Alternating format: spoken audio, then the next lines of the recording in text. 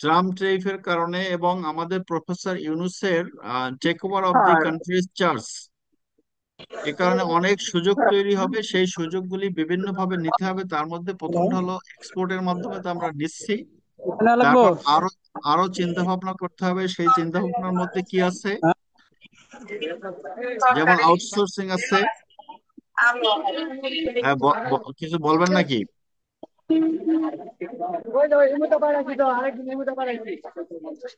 আমার সাথে কথা বলেন নাকি অন্যদের সাথে? শাহিন ভাই, শাহিন ভাই মিউট করেন। কাজেই আপনাদের আমাদের প্রফেসর ইউনুস কিন্তু ইন্টারন্যাশনালি ভেরি রিকগনাইজড ইকোনমিস্ট। তার যে বই the world free of three zeros, এটা কিন্তু সারা বিশ্বে চলে।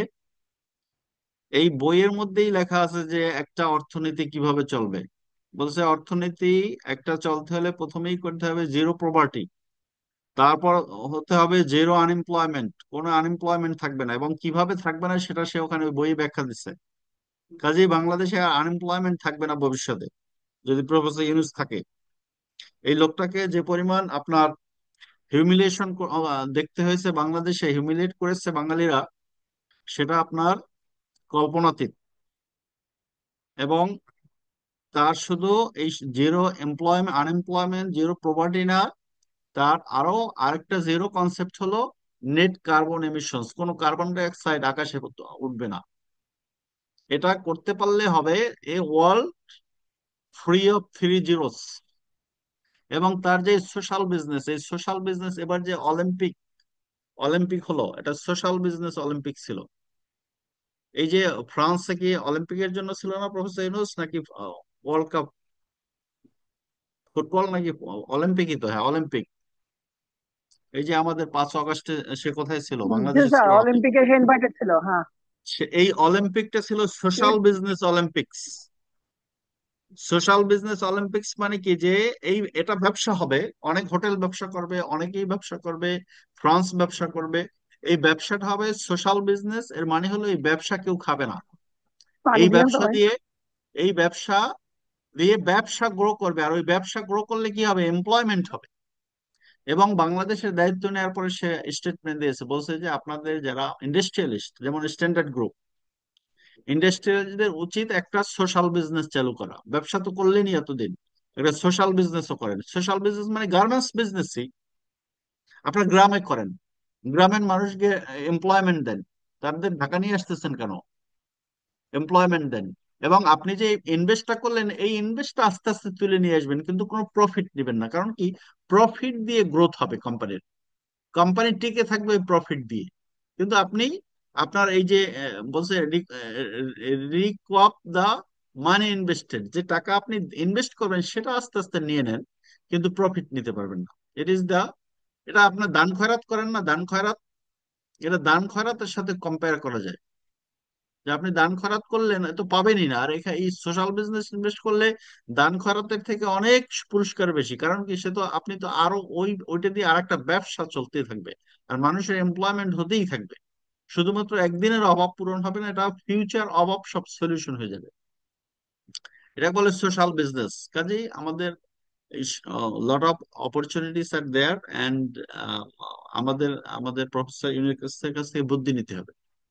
এবং সে সে আসলেই বুদ্ধিজীবী। তারপর আমাদের অপরচুনিটিস তৈরি হয়েছে ট্রাম্প ট্রেড এবং ইউএস চায়না ট্রেড ওয়ারের কারণে। এই যে ট্রাম্প ট্রেডের কারণে 26 বিলিয়ন গার্মেন্টস বিক্রি করে চায়না আমেরিকাতে। এই 26 বিলিয়ন তো এখন বিক্রি করতে গেলে 145% ট্যাক্স দিতে হবে। তাহলে চায়না নিশ্চয়ই অল্টারনেটিভ ওয়ে খুঁজবে। সেই অল্টারনেটিভ ওয়েটা কি? কাদের মাধ্যমে সে গার্মেন্টস তৈরি করে দেবে? বাংলাদেশে অনেক ফ্যাক্টরি আছে, বাংলাদেশে আসবে। বাংলাদেশের সাথে কি করতে পারে তারা? বাংলাদেশের সাথে আউটসোর্সিং কন্ট্রাক্ট করতে পারে, অফশোরিং কন্ট্রাক্ট করতে পারে। বাংলাদেশের সাথে কি করতে পারে? লাইসেন্সিং এগ্রিমেন্ট করতে পারে। বাংলাদেশের সাথে কি করতে পারে? ফ্র্যাঞ্চাইজিং এগ্রিমেন্ট করতে পারে। বাংলাদেশের সাথে কি করতে পারে? ফরেন ডাইরেক্ট ইনভেস্টমেন্ট করতে পারে। তারা এমএনসি হয়ে যেতে পারে, মাল্টি ন্যাশনাল। তারা জয়েন্ট ভেঞ্চার করতে পারে। তারা স্ট্র্যাটেজিক অ্যালায়েন্স করতে পারে। তারা মাল্টিন্যাশনাল কোম্পানি হিসেবে বাংলাদেশে আসতে পারে। বাংলাদেশে অনেক মাল্টিন্যাশনাল কোম্পানি আছে, চাইনিজরাও আরেকটা মাল্টিন্যাশনাল কোম্পানি এখানে ওপেন করবে, তাদের নামেই ব্যবসা হবে। কারণ শিপমেন্ট হবে বাংলাদেশ থেকে বাংলাদেশে ওই ওই যে 145% চার্জ হবে কখন দেখবে, যখন দেখবে যে shipment, port of shipment is in China, তাহলে 145%। আর ওই শিপমেন্ট যদি হয় বাংলাদেশ থেকে, তাহলে হবে কি, এটা port of shipment is Bangladesh, বাংলাদেশে হলে 10% এখন।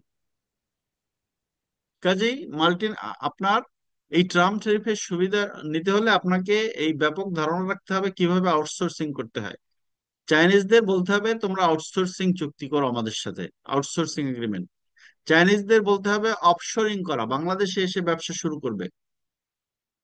এই যে offshoring is the relocation of business process from one country to another country. তারপর হলো কি যে লাইসেন্সিং এগ্রিমেন্ট করতে পারে, যে আমরা তাদের লাইসেন্স ব্যবহার করব, তাদেরই সবকিছু থাকবে, লাইসেন্স ফি দিব, শুধু বাংলাদেশ থেকে প্রোডাক্ট এক্সপোর্ট হবে।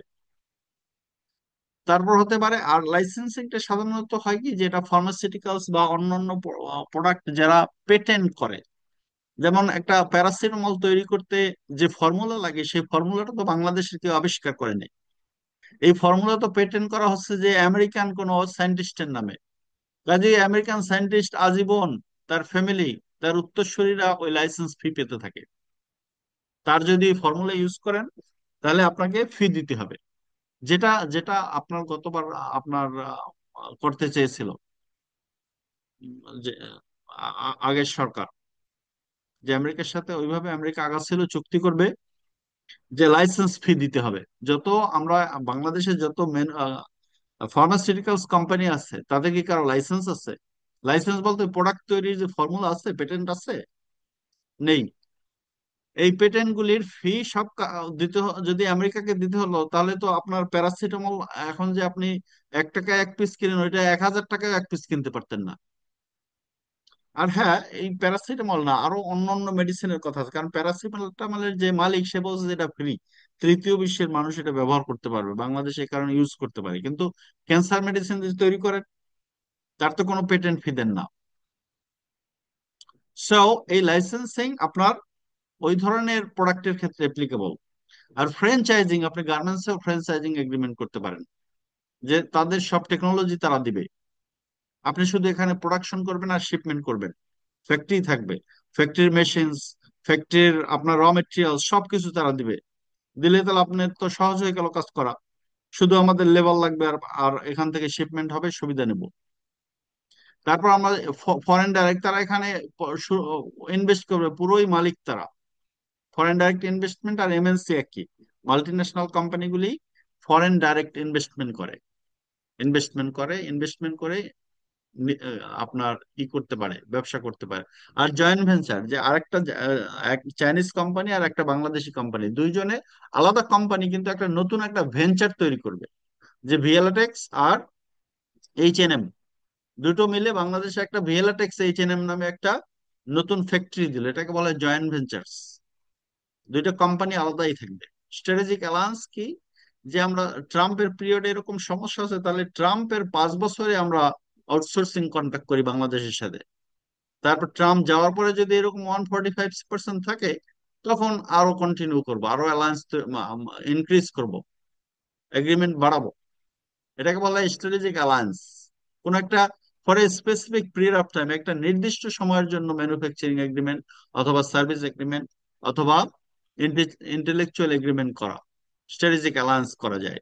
কাজে আপনাদের কিন্তু অনেক অপশনস আছে, সেই অপশন গুলির মধ্যে থেকে বেছে নিতে হবে। এখন আমরা এই সমসাময়িক লেকচারটা কেন দিলাম, যে এটা আপনাদের মার্চেন্ডাইজারের জন্য, গার্মেন্টস এর ইন্ডাস্ট্রির জন্য is important to avail the international. হ্যাঁ, আসলে ভয় পাইছিলাম যখন ট্রাম্প শুল্ক আরোপ করেছিল, তখন মার্চেন্ডাইজিং এ যারা আছে, বিশেষ করে গার্মেন্টস সেক্টরে, আমরা তো আতঙ্কিত যে